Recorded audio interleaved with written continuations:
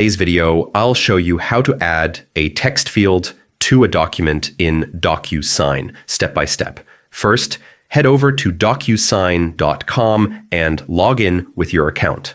From the homepage, select a template or document you'd like to work on. Add the recipient details as required, then click Next to move into the field setup area.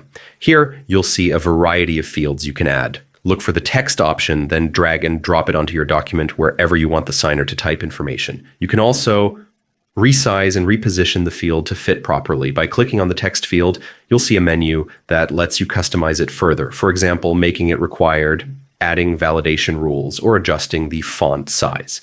And that's it. You've added a text field to your document in Docusign. This simple step helps you gather extra details like job titles, comments, or any other information you need. If you found this tutorial helpful, don't forget to like and subscribe for more Docusign tips.